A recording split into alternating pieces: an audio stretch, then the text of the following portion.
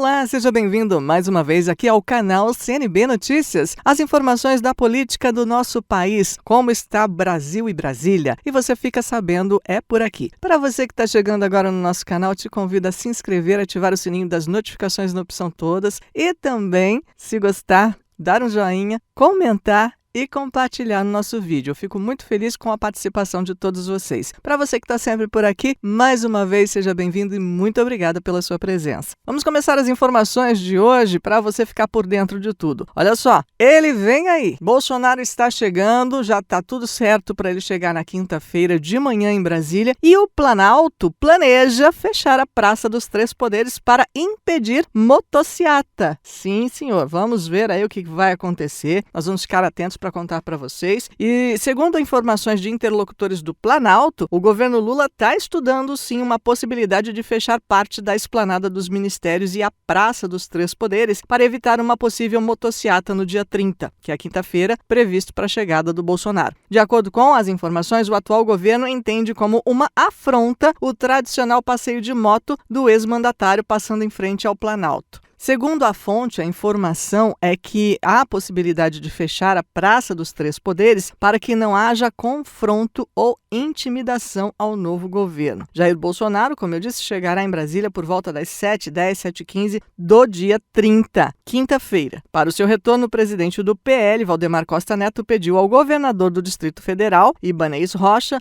um forte esquema de segurança, o que está mobilizando a Secretaria de Segurança Pública e a Polícia Federal.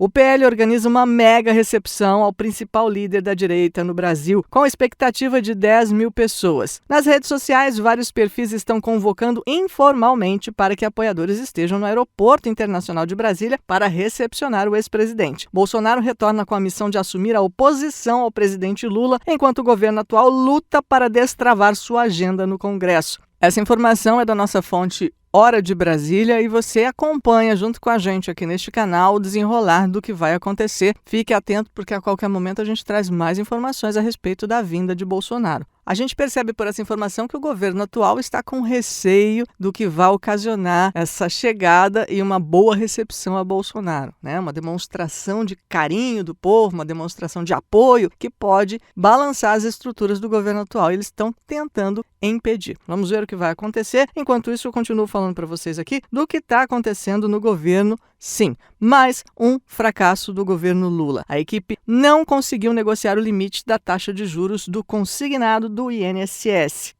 Fica difícil quando o governo dá uns tiros para tudo quanto é lado e dá tiro errado. Acerta o alvo errado e não consegue estabilizar o governo que está cada vez mais balançado. O governo do presidente Lula ainda não conseguiu negociar o acordo para definir o limite da taxa de juros do crédito consignado a aposentados e pensionistas do INSS. O impasse entre núcleos divergentes persistiu depois de uma reunião realizada nesta segunda-feira, ontem, dia 27, entre o ministro da Previdência, Carlos Lupe, e os secretários executivos da Casa Civil, Miriam Belchior, e da Fazenda, Gabriel Galípolo. Hoje haverá uma nova reunião entre integrantes do governo para decidir sobre o assunto, antes da reunião do Conselho Nacional de Previdência Social, CNPS. O acordo, segundo consta, foi inviabilizado por causa do número final da taxa de juros a ser apresentado. A Previdência é defensora da manutenção do limite dos juros o mais próximo do atual, que é 1,7% ao mês, enquanto outras áreas do governo julgam ser necessário que a taxa beire os 2%. Eles não entraram no acordo. A crise em torno da taxa de juros do empréstimo consignado começou com a decisão do Conselho Nacional de Previdência Social de baixar o teto de 2,14% para 1,7% ao mês. O órgão é presidido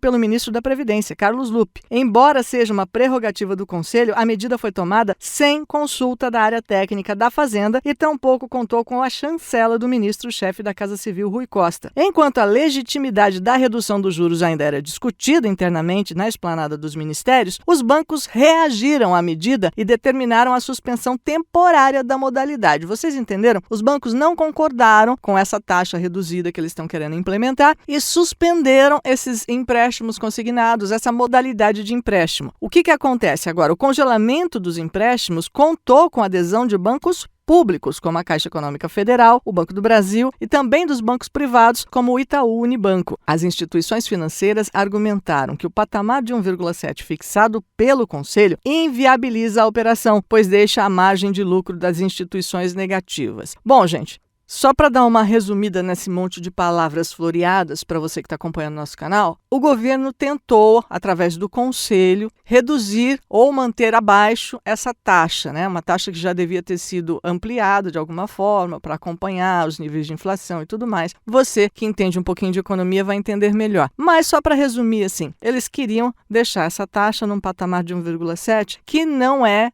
o que os bancos precisam, segundo eles, para ter pelo menos a margem de lucro. Afinal de contas, eles não trabalham de graça, né? Senão não eram bancos. Eles trabalham em cima de ganhar dinheiro, em cima do juro, de tudo que eles pegam da gente. Vocês sabem como é que funciona. A gente sabe mais ou menos como é que funciona, porque lá interno mesmo a gente não tem todas essas informações. O detalhe é que essa taxa de juro pretendida pelo Conselho não foi aceita pelos bancos. Os bancos travaram os empréstimos e aí fica nesse impasse. O que acontece é que o Conselho é responsável por definir o limite dos juros que podem ser cobrados nessa linha de crédito. Tudo bem, mas a taxa fica a cargo de cada instituição financeira, ou seja, cada banco. Lupe, Rui Costa e o secretário executivo do Ministério da Fazenda, Gabriel Galípolo, se reuniram há 2 semanas e concordaram quanto à necessidade do governo adotar um meio termo, que oscilaria entre 1,8% e 2% de juro, mas não houve acordo sobre isso. Na semana passada, o presidente Lula classificou como boa a iniciativa do Conselho de baixar o teto de juros da modalidade, mas criticou a postura do ministro Carlos Lupe de implementar a medida sem que antes fosse negociada com os bancos privados e tivesse seu anúncio acertado com a Casa Civil. Ou seja, eles ainda estão confusos sobre o que devem fazer, porque se não entraram no acordo com os bancos, já instituíram, os bancos não aceitaram, virou esse impasse, o negócio travou e agora eles têm que arrumar um jeito de destravar isso aí. E provavelmente o Conselho vai ter que se render à política dos bancos. Eu não sei exatamente como vai ficar, mas nesse momento temos mais um problema da administração do governo atual. Então, comenta aqui embaixo o que é que você acha dessa marmota toda, dessa confusão geral que acontece no nosso governo. E eu tenho para você a última informação deste bloco, deste vídeo, mas fique ligado porque aqui